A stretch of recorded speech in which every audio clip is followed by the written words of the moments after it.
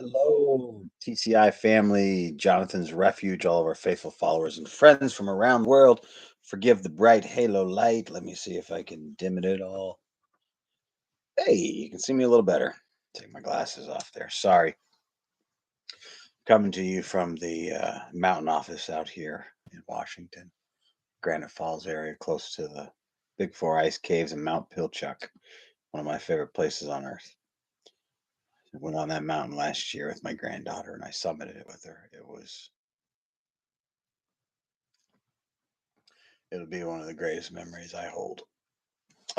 Okay. Let's just jump right into the meeting. So today we are discussing fear and pain. What do you do when fear is coming at you? A lot of us do this. I don't see anything. I don't hear anything. I don't speak anything. We don't hear it. We don't see it. We don't speak it. It didn't happen. Unfortunately, I wish that was true. Scripture we're coming off of tonight to speak on is out of the book of Luke in the New Testament, chapter 22, verse 42. And I'm going to hang on because I'm going to post this in a second online. Okay. So it says, Father, if you are willing, take this cup from me, yet not my will, but yours be done. So let me jump on here because I know that a couple of our church members asked if we could post live. So we're going to go live on Facebook also. So forgive me for starting twice, but we'll get through this pretty quick, guys. Just takes a minute for my phone to load, and then we'll jump right into it. Let's close that screen so it stops searching. And let's see if we can get this to work good. Hopefully it does.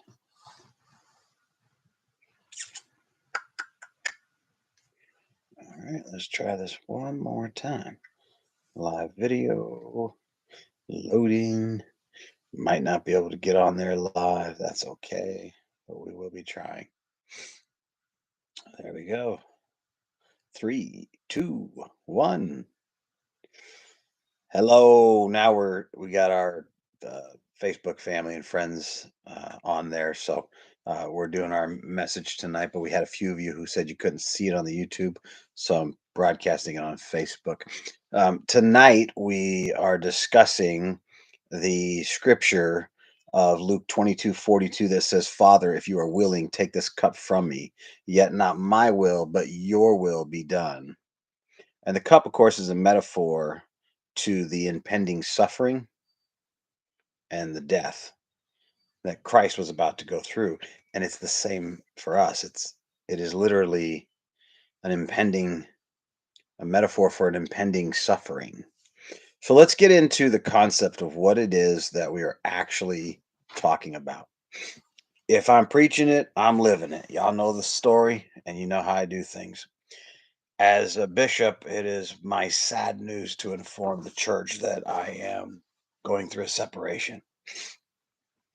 And I ask for your prayers. I ask for your love and compassion for both my wife and myself as we go through this time. And I found myself in this scripture specifically 2 nights back, and I couldn't stop reading it. I kept playing it over and over and over in my head because here's Jesus. God had sent down and impregnated a woman and a virgin birth and 33 years or 30 years of working. And then all of a sudden, he becomes the Christ, not just Jesus, at 30. And then for the next 3 years, he maintained himself as the Christ, walked on water, healed the dead, all these amazing things. So why at the very end was he, some would say, a coward crying in the garden? Take this from me. No coward, I'll tell you that right now. It said he cried tears of blood. When I go through pain and suffering as I'm currently going through, there's a couple things we do. We go to God and we say, please take the pain, and we beg him to take the pain. And at the same time, there's fear, and it's just towering over you. You're going to be alone. You're going to not have anyone. And then it's speaking all this fear. And then over here, well, what's going on in these two scenarios are the pain, the loss, the sadness, the memories. Maybe you're in a hospital and it's physical pain. Maybe it's you're angry because the physical pain, it makes sense, but this is not a physical pain. It's a divorce. It's a loss of a job, a loss of a child. You have all kinds of reasons, and you're hurting inside. You're hurting inside,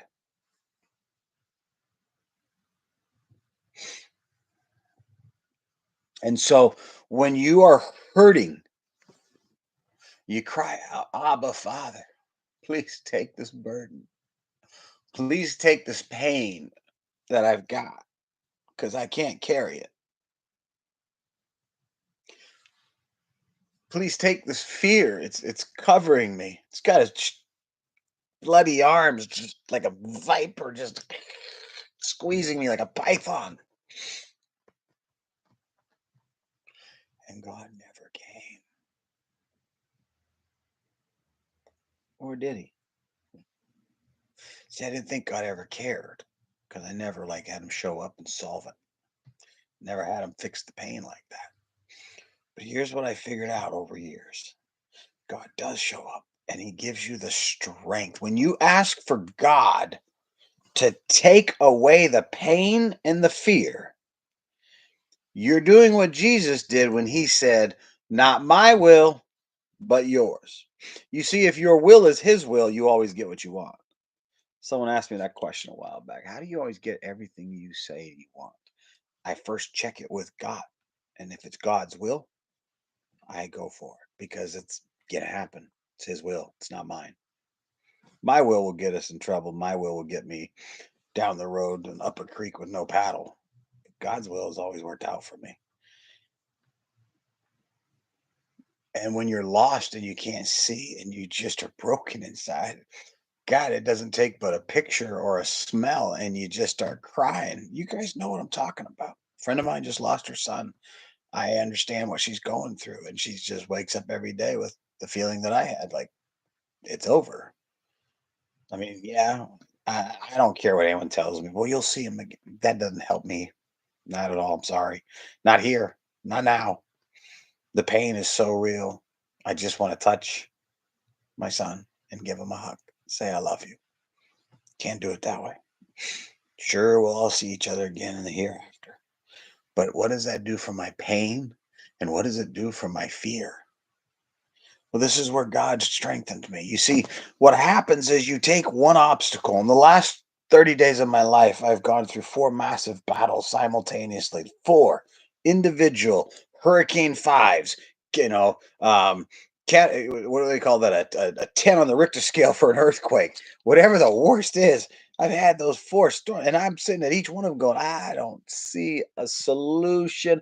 And I'm starting to do this move. I'm starting to do what we started off in the beginning, closing up, going, I see nothing, I hear nothing, and yep, I'm not saying anything.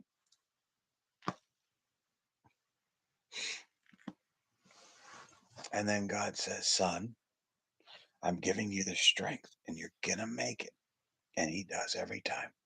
And that scripture I've read over and over about Jesus crying out to God, Abba, Father, please, if you can take this burden from me. Well, He can't because we have free will down here. Unfortunately, we walked out of this thing called the perfect place. And because of that, well, now we got to live with what we have until the thereafter. So here we are. And here's the trials, and here's the tribulations, and here's the pain that won't leave me, and here's the suffering and the fear and all of that. And I wish I could say in most parts of my life it's a split second, like bam, done. Fear's gone. God has established me. I am a man of God, and I do not walk in fear. I face everything and rise. It also fear stands for false evidence appearing real, but it also stands for FEAR, face everything and rise. And I do. Sometimes they're delayed a little longer. And lately, I've had a couple delays. I've had a family member that I've had to protect. There's nothing I wouldn't do for a child. I have a child in prison, and I can't go into any details other than his life was threatened. And so there's no extent that I wouldn't go to protect my family within the law. And even that I probably question.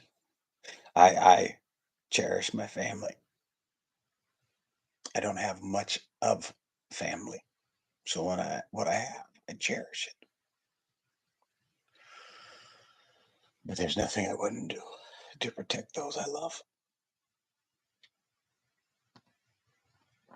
And it's so damn painful. And so I find myself crying out more to God lately. Abba, Father, please give me the strength.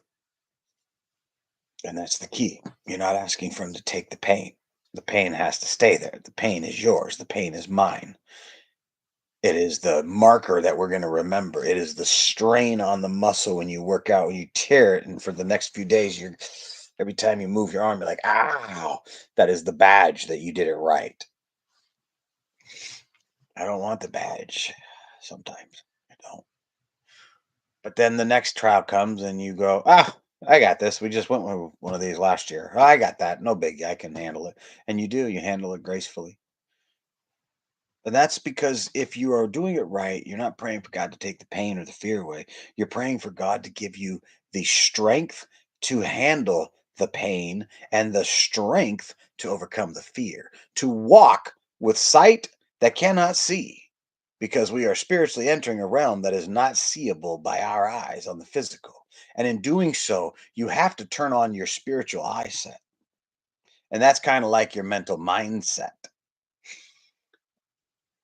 I'm going to wrap it up. And I want this to be a short message. I'm sorry I couldn't be at the church tonight in Marysville. It's been a rough week. I had to change all my heart meds around, and it's never a good thing. I usually end up in the hospital if they change one pill, but they decided to change every single heart pill.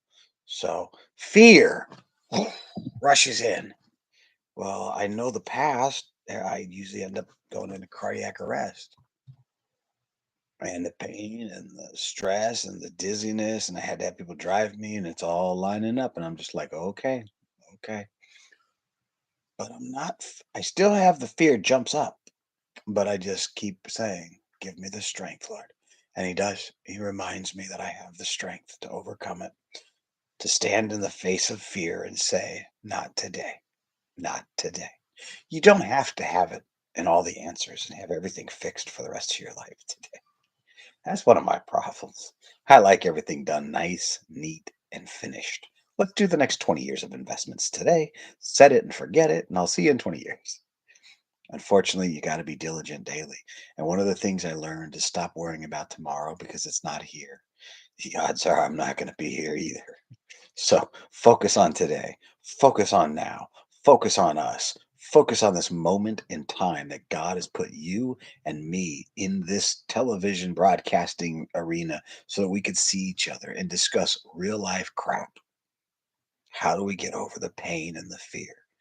We don't get over it, but we can pray to get the strength to overcome it, to understand necessarily not everything, but understand that we have an inner strength that is God. And that's what Jesus was trying to show us that night. And the following day, when he said, "Forgive them, for they know not what they've done," when he's on the cross, because he finally got it after suffering for what, a whole day up on that thing? Think about that for a second. He'll give us the strength to overcome it all. Sometimes you're not going to want it. Trust me, this isn't a gift you want to pray, "God, help me to be stronger." That's one I try not to ask too much for because he usually sends them and I don't even have to ask for them. Listen, I love you guys. A reminder, tomorrow is our nonprofit's monthly barbecue in Marysville from 6 to 8. We normally have it at the office, but currently that office is no longer our office right now. And but I will let you know it's going to be in Marysville. If any of you would like to come to it tomorrow night, please reach out to me. And you guys have my cell phone. The church members do. If not, you can also email me, and there's ways to get a hold of us. You can shoot messages through the YouTube channel. We'll look at them and get them. But we're going to be at the Marysville church, the men's home there, the men's home of hope. Look at me slipping and calling it a men's home. The men's home of hope.